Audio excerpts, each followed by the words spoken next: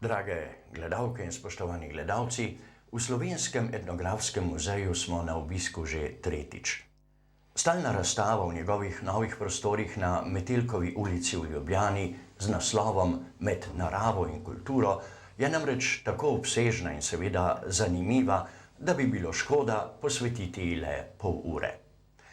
Tako smo se v prejšnjih oddajah sprehodili po uvodnem in prvem delu imenovanem Voda in zemlja, ter po drugem, ki so ga naslovili Potrebno in nepotrebno.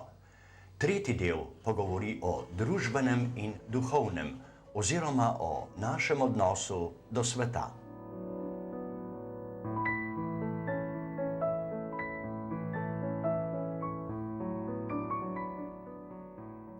Človekov odnos do sveta se kaže kot spreminjajoče se razmerje posameznika do družbenega in naravnega okolja, pa tudi do onstranskega sveta. Na oblikovanje tega odnosa vplivata sprva družina in bližnje družbeno okolje, pozneje pa se z organiziranimi oblikami vzgoje in izobraževanja ta vpliv seveda širi. Odrasel človek ta svoj odnos do sveta oblikuje bolj ali manj po svoji izbiri, pri tem pa mora, če se želi uspešno vključevati v širše okolje, spoznati tudi družbeno zaželene norme in načine vedenja, ter si pridobiti tako neformalna kot formalna znanja. Ti procesi se začno že v zgodnjem otroštvu, najprej seveda v družinskem krogu. Razstavljene igrače so del tistih predmetov, ki jih otrok potrebuje, da razvija svoje fiziološke danosti, se nauči komuniciranja in življenjskih vlog, si pridobi raznovrstne sposobnosti, pa tudi delovne navade in izkušnje. Vrste igrač in materiali zanje so se s časom seveda spreminjali, določala pa jih je tudi socialna pripadnost otrok.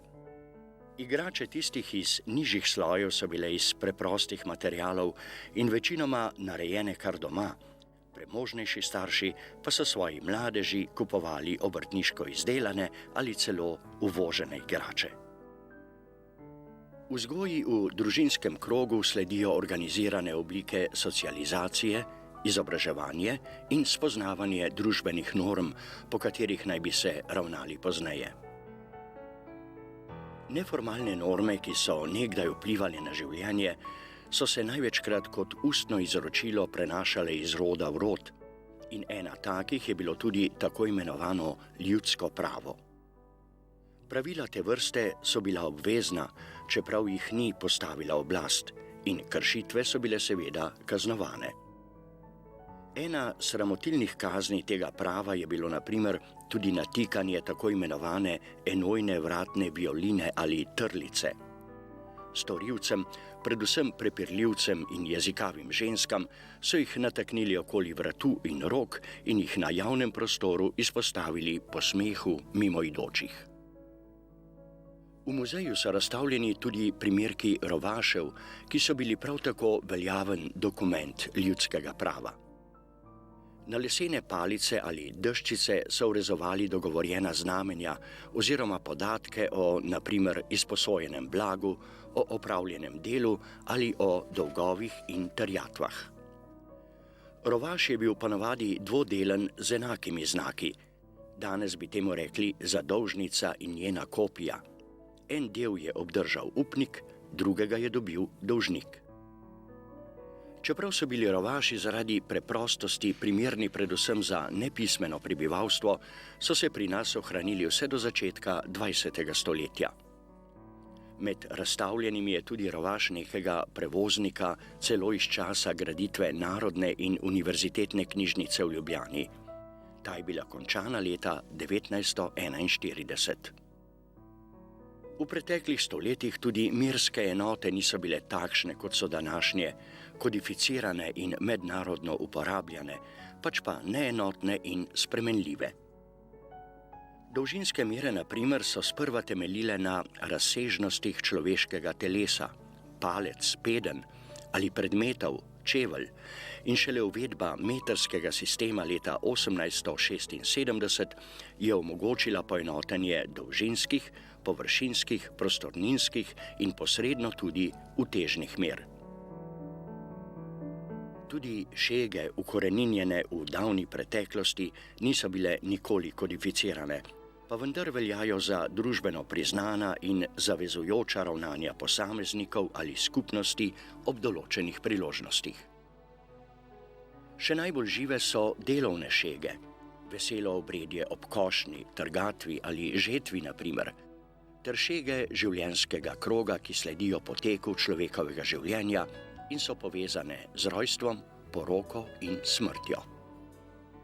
Šegami ob rojstvu otroka simbolno sprejmajo v družbo in mu skušajo z različnimi dejanji zagotoviti srečo in zdravje.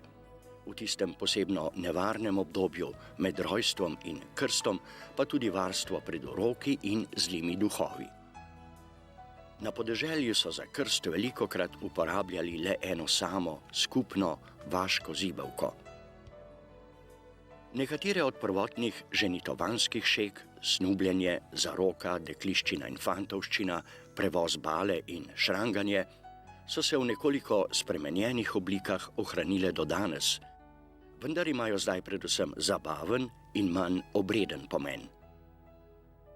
Šege ob smrti so povezane predvsem s simbolnimi dejanji, ki naj z molitvami in prošnjami za mir in pokoj rajnikove duše ter z nočnim bedenjem pokojniku olajšajo pot v onostranstvo. Še vedno žive so tudi letne šege, ki sledijo koledarskemu in cerkvenemu letu. Povezane so z godovi svetnikov in pomembnejšimi dogodki v verskem življenju, pa tudi življenjem posameznikov ali z narodovo zgodovino. Med letnimi šegami imajo pri nas precejšen pomen božično-novoletne, velikonočne in pustne. Božič je danes predvsem družinski praznik, prihod novega leta pa praznik, ki vabi ljudi na okrašene trge in ulice. V tem času sta dobrodošla gosta najmlajših Božiček in Dedek Mraz, ki dobivata na kupe otroških pisem, nato pa pod božičnimi drevesci ali novoletnimi jelkami puščata darove zanje. Tik pred Božičem v cerkvah in domovih postavijo jaslice, spomin na Kristusovo rojstvo. Jaslic je v muzeju kar nekaj, med njimi tudi znamenite Gasparijeve, tako imenovane jugoslovanske, kajti figurice v njih nosijo narodne noše z nekdanjega jugoslovanskega območja. Prve jaslice pri nas so po pričevanju postavili leta 1644 in sicer v jezuitski cerkvi v Ljubljani. Čez pol stoletja pa so jaslice, predvsem omarične, postavljali že v številnih meščanskih domovih. Na podeželju so največkrat dobile prostor v Bohkovem kotu. V zadnjem času pa so spet postale priljubljene tako imenovane žive jaslice v naravnem okolju. Največji krščanski praznik je Velika noč, spomin na Kristusovo smrt in vstajenje. Nekatere prvine starih šeg, na primer streljanje z možnari, pokanje z biči in ragljanje, naj bi kot obrambno sredstvo odganjale zle sile ter pospeševale rast in rodovitnost. Na velikonočno nedeljo so v navadi vstajenske procesije, ponekod tudi kresovi, predvsem pa zbiranje ob blagoslovljenih jedeh, tako imenovanem velikonočnem žegnu na domači mizi. Najprivlačnejši del velikonočnega pogrinjka so pirhi, pobarvana, poslikana ali drugače okrašena trdo kuhana ali izpihana jajca. V preteklosti so pirhom pripisovali zdravilno in zaščitno moč, namenjali pa so jih za darila ali za izražanje ljubezni. Prvotno so bili le rdeče ali rumeno obarvani, spomin na kaplje Kristusove krvi in na sonce, pozneje pa še ornamentirani. V preteklosti sta prevladovali dve tehniki krašenja. risanje vzorcev z oljem ali raztopljenim voskom in praskanje vzorca v pobarvano jajčno lupino. Nekatere pokrajine so razvile značilne tehnike in motive krašenja, v novejšem času pa lepijo na jajca tudi sličice ali odtiskujejo rastline.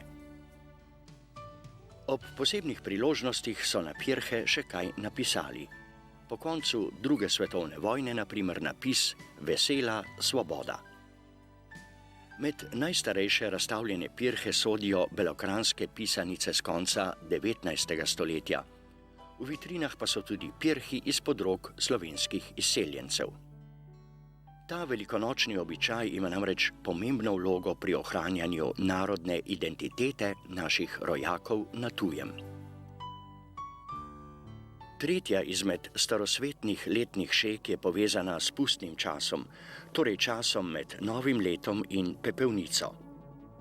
To obdobje že stoletja velja za nekakšno poslavljanje od zime in za čas, ko je treba pognati nov letni krog, ter se znebiti tistih zlih sil in duhov, ki so v zimski temi prilezli na plan. Ti bi namreč lahko ogrozili prihajajočo letino ali kakorkoli škodovali ljudem in živini. Pustovanje pa je bila priložnost, ko so stvari lahko spet postavili na pravo mesto. Maškare naj bi svojim grozljivim videzom, poskakovanjem, oglašujočim ropotom in pisanimi barvami pomagale preganjati magične sile zla, koledniki pa naj bi v hiše prinesli dobre želje.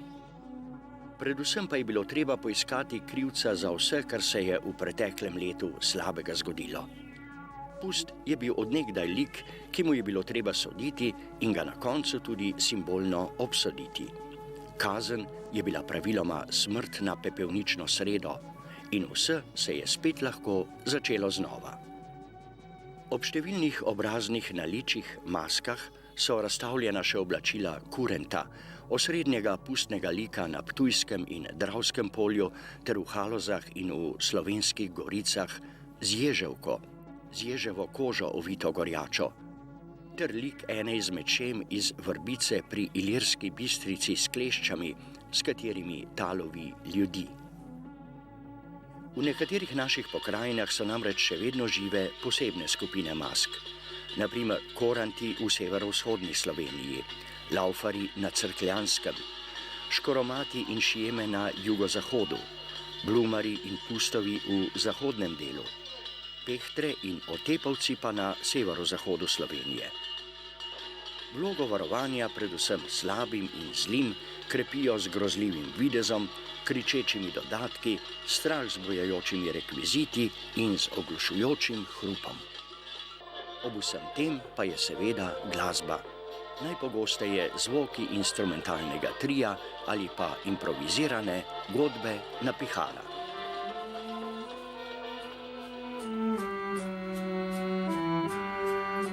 Sicer pa glasba, takšna ali drugačna, spremlja naše življenje že od nekdaj in v zbirki glasbil so razstavljena predvsem tista, ki so povezana z ljudsko glasbo.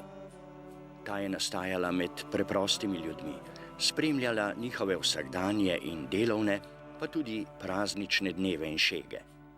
Melodija in besedilo sta praviloma nastajala sočasno, a sta se zaradi spontanega ustnega prenašanja nenehno spreminjala. Najznačilnejši slovenski ljudski instrumentalni trio sestavljajo instrument, ki vodi melodijo, klarinet v tem primeru, spremljevalni je violina ter dvo- ali tristrunski bas. V sredini 19. stoletja pa je začela pri nas svoj zmagoviti pohod harmonika. To glasbilo je lahko nadomestilo vse tri prej naštete in samo prevzelo vlogo godčevske skupine. Med najdragocenejše in najstarejše primerke glasbene zbirke, ki ga v Slovenskem etnografskem muzeju hranijo že skoraj 200 let, je vejnati rog, narejen iz dolge izdolbene veje in ovit s češnjevim ljubjem, da ne bi puščal zraka. Ker ima rog ustnik, ki ga je zaradi uglaševanja mogoče izvleči, pomeni, da so lahko godli na več rogov hkrati, ali pa da je to dragoceno trobilo lahko nastopalo tudi v skupini z drugimi glasbili.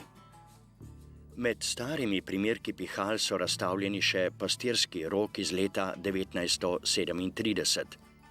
Piščal od dud, del enega pri nas redko ohranjenih glasbil, in dragocena ljudska prečna flavta iz bezgovega lesa.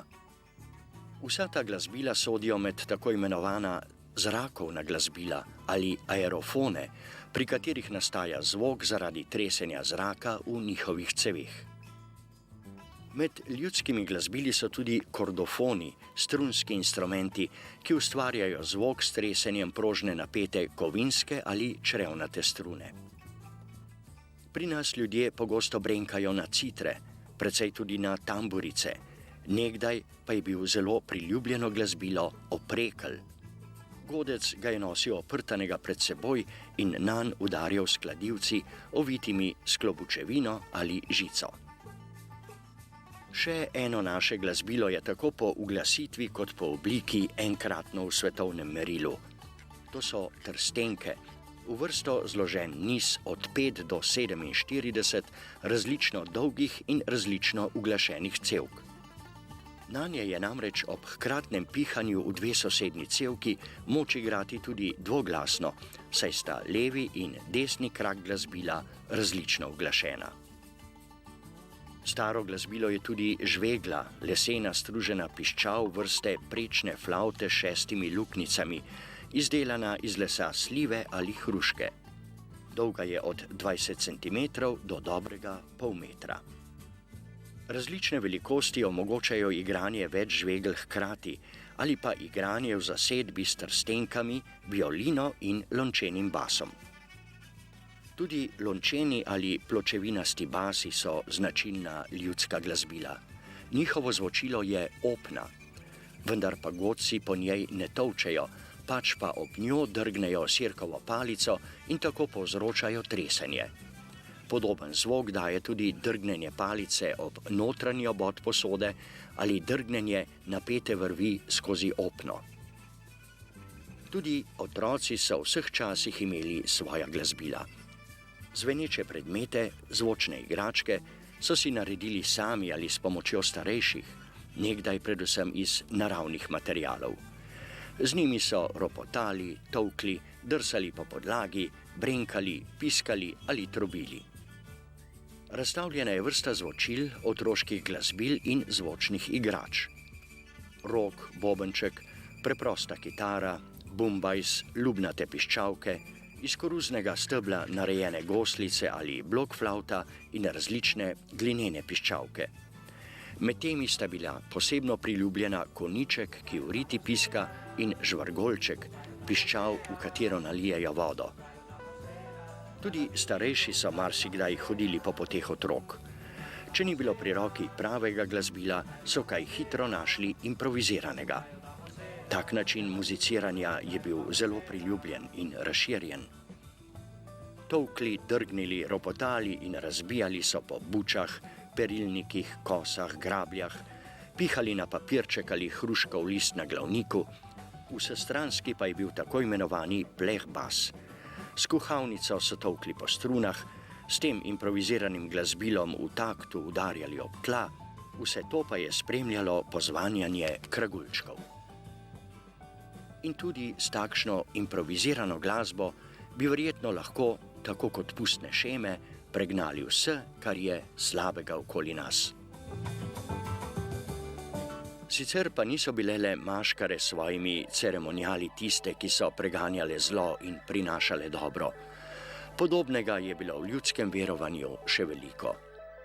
Verovanje te vrste sestavljajo ga praznoverje, ljudska religioznost in pobožnosti, je namreč vera v vse, kar naj bi po ljudskem izročilu pozitivno ali negativno vplivalo na človeka, pa tudi na živo in neživo naravo.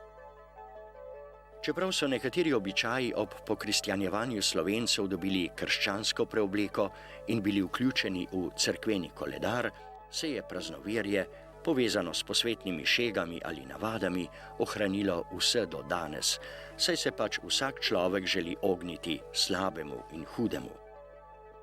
Zastanemo na primer ali zavijemo s poti, ko nam črna mačka, po ljudskem izročilu hudičava žival, prečka pot. S trkanjem po lesu ali s privezovanjem konzerv na avto mladoporočencev strašimo hudobne sile, ki bi lahko povzročile kaj hudega. Tudi ko kdo kihne, ponavadi rečemo na zdravje ali Bog pomagaj, v strahu, da tega človeka že ovohava Matilda, smrt. V praznoverje sodijo tudi vraže, povezane s talismani in amuleti, ki naj bi varovali pred boleznimi in nesrečami. Navadno so to predmeti iz narave. Preluknjani kamni v hlevu naj bi varovali živino pred demonskimi silami. Kdor je nosil pri sebi čebulo, se mu ni bilo treba bati čarovnic. Posušeni in zdrobljeni netopiri, dodani juhi ali čaju, naj bi pomagali zoper bolezni ali kot čudežni napoj. Iz podob žarečega oglja so napovedovali prihodnost. Na nitki nanizani stroki česna okoli vratu so otrokom pregnali gliste. Za odpravljanje krvnih glist pa so poznali poseben postopek. Otrokov trebuh so premazali z mešanico moke, vode in medu. Drobne bele gliste so skozi kožo prišle na plan in potem so jih z običajno britvijo preprosto pobrili. Vse to in še marsikaj je bilo konec 18. stoletja zapisano v najbolj razširjeni vražarski knjižici na Slovenskem, v Kolomonovem žegnu. V njej je bila vrsta napotkov za uporabo nekaterih rastlin, čarovna besedila, zagovori in rotenja ter navodila za klicanje duhov in iskanje zakladov. Podobno vlogo kot talismani in amuleti imajo v krščanski veri tako imenovani votivi, katerih korenine segajo pravzaprav še v poganstvo. S temi predmeti želijo darovalci vplivati na Marijo in svetnike, da bi uslišali njihove prošnje ali pa se jim zahvaliti za izkazano milost. Za ozdravitev obolelih delov telesa, na primer, za plodnost, za zdravje živine, za srečen zakon in podobno. Pogosti so votivi v obliki kipca, izdelani pa so lahko iz lesa, parafina, voska ali celo iz pločevine in železa. Podobno vlogo imajo tudi oljne slikarije na platnu, lesu in redkeje na steklu. Sodijo v svet nabožne umetnosti in so z estetsko likovno govorico izražene molitve. Na teh tako imenovanih votivnih slikah so pogosto upodobljene tiste nesrečne okoliščine, iz katerih je darovalca rešila zaobljuba. Slike so največkrat darovali božjepotnim cerkvam ali cerkvam, katerih zavetnik je bil priprošnik. Izdelovali so jih podeželski podobari, na njih pa je bil pogosto napis ex voto, iz zaobljube. Sicer pa so votivne slike tudi pomembna pričevanja o nesrečah in tegobah, ki so bile za prebivalstvo najhujše zlo, o poplavah ali požarih na primer. Zaradi te negotovosti so iskali pomoč in zaščito pri svetnikih in zavetnikih. V zbirki ljudskih plastik so razstavljeni nabožni leseni kipci, izdelki vaških rezbarjev in podobarjev iz 19. stoletja. Najpogostejši so liki Marije kot univerzalne zaščitnice in priprošnice, upodobljene z detetom ali v podobi brezmadežne, včasih celo v obleki iz blaga. Priljubljeni so bili še kipci svetega Florjana, zaščitnika pred požarom, svetega Janeza Nepomuka, zavetnika zoper obrekovanje in povodnji, svetega Antona Puščavnika, zaščitnika živine in slovenskega ljudskega svetnika, svetega Miklavža na primer. Najpogostejši kiparski izdelki druge polovice 19. stoletja na Slovenskem so bila razpela, križi s podobo Kristusa. Bila so obvezen del opreme podeželskih domov. Veljala so za svete predmete in tudi, če so jih načeli lesni črvi, so jih hranili ali sežgali, nikoli pa zavrgli. Za razpela je značilna čustvena ekspresivnost. Rezbari, po večini samouki, so jo poudarjali s poslikavo ran in anatomijo, ki je opozarjala na trpljenje. Najpogostejša so bila razpela v obliki latinskega križa z razpetim Kristusom, ki ga na bogatejših različicah spremljajo še Marija, sveti Janez in angeli. Tudi izdelki ljudske likovne umetnosti, ki so jih postavljali na zunanje dele hiš ali v bližnjo okolico, so imeli bolj ali manj religiozno vsebino. Na primer leseni ali kamniti nagrobniki, kipci v zidnih nišah in obpotna znamenja. Pravzaprav edina zvrst ljudske likovne umetnosti, ki je upodabljala tudi posvetne motive vsakdanjega življenja, so bile panjske končnice. Poleg nabožnih in svetniških legend ter zgodb iz Svetega pisma, z oljnimi barvami naslikani motivi prikazujejo zgodovinske dogodke, živali v človeški podobi, kmečko pravdarsko strast in gostilniške prizore, ali pa smešijo ženske slabosti, krojače, čevljarje in lovce. Razmeroma redki so prizori kmečkega dela, pa tudi čebelarska opravila niso bila pogosteje upodobljena. Izdelki ljudske likovne umetnosti so bili pogosto tudi del notranje opreme kmečkih domov. Bili so okrasni in hkrati uporabni.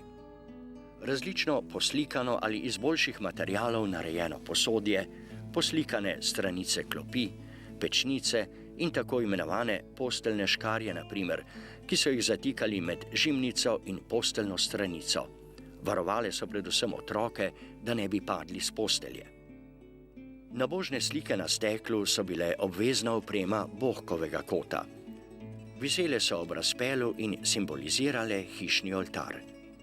Kipec žalujoče Marije z mrtvim Kristusom v naročju je bil že značilnost kakovostnejšega in bogatejšega domačega oltarčka. Pod stropom je pogosto visel še golobček, sveti duh, zaščitnik doma, ki naj bi varoval domačijo predvsem hudim. V okrašenih obodnih škatlah in skrinjicah so hranili šivalni pribor, nakit in pisma, v pušice, škatlice z drsnim utornim pokrovom pa so moški spravljali britve. Vsaj od sredine 18. stoletja so pušice rabile tudi za shranjevanje šolskega pisalnega pribora. Lepe, poslikane in figuralno okrašene skrinjice so bile verjetno tudi ljubezenska darila.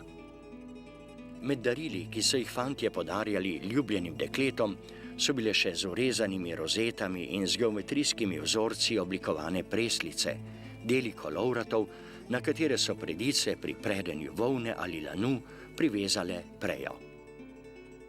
Sicer pa so na podeželju orodje in delovne priprave le redko likovno oblikovali in krasili, kot tale oblič, na primer, saj med celodnevnim delom ni bilo časa za to. Izjeme so bili še rezbarsko okrašeni volovski jarmi, voli so bili pač dragocena delovna živina, ter okrasno oblikovani konjski komatni glavniki, uliti iz bele ali rumene medenine. Privoščile so si jih lahko le bogatejše furmanske kmetije, imeli pa so izrazito reprezentančno vlogo, saj so jih v komate zatikali le ob prazničnih priložnostih. Likovno oblikovali in krasili so tudi nekatere predmete za vsakdanjo rabo. Medne sodijo na primer palice, od geometrijsko okrašenih pastirskih in struženih romarskih do takih s figuralno oblikovanimi ročaji in rezbarijami. S takšnimi so se postavljali možje iz višjih družbenih slojev. Na likovno podobo pip ali fajf, tudi nekakšnih prestižnih predmetov, sta vplivala predvsem osebni okus kadilca in želja po imenitnem videzu. Najprej so kadili iz uvoženih keramičnih pip, potem iz pip iz morske pene in kamenine, pa iz glinastih in nazadnje predvsem iz rezljanih lesenih pip. Krasili so jih v različnih tehnikah, poslikavali pa so le porcelanaste. Razstavljena je tudi pipa, izdelana iz koruznega storža. Ob koncu 18. in v začetku 19. stoletja je bilo izdelovanje rezljanih in različno okrašenih lesenih pip, tako imenovanih čeder, domača obrt predvsem na Gorenjskem. Ohranilo pa se je le še na Gorjušah.